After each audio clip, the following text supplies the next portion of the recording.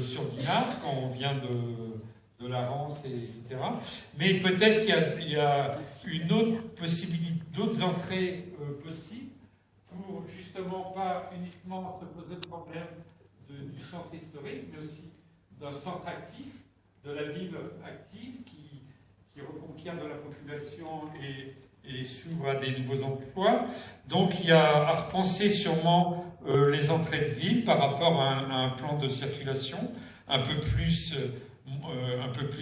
général.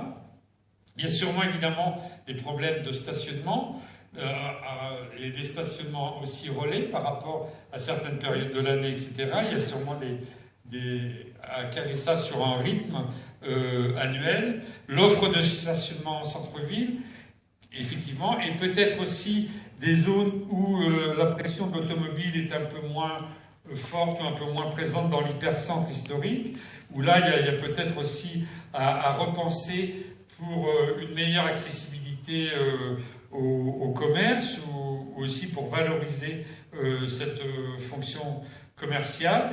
Et il y a aussi sûrement de nouveaux services de mobilité par rapport aux marchandises. C'est vrai que si on n'y prend pas garde, on pense toujours au déplacement des personnes, mais avec le développement du commerce par Internet, il y a des villes, dès aujourd'hui, si vous voulez, où il y a beaucoup plus de camionnettes par rapport à l'entretien, les services, etc., que de voitures particulières. Parce que la situation s'y prête, parce qu'il y a du relief, il y a des pôles. Vous avez un atout très très important à Dinard, c'est que vous avez des pôles répartis, si vous voulez, un peu sur tout le territoire. Les zones où il y a les grands services sportifs, les hôpitaux, la partie vraiment touristique, mais la Thalasso à une autre extrémité, le site de Port-Breton, etc., à l'extérieur, et les entrées de ville. Et donc c'est vrai que petit à petit, on commence à réfléchir sur comment on pourrait se déplacer en mode doux, mais à l'échelle globale de la ville. Pas que sur certains axes les plus fréquentés, mais vraiment qu'il y ait une maille urbaine de circulation douce, alors qui se mettrait en place progressivement. Des fois, ça peut être au début du marquage, et puis petit à petit, on aménage des carrefours, les traversées, mais faire que, si vous voulez, l'idée, c'est que toutes les familles puissent se déplacer et des priorités, des axes stratégiques.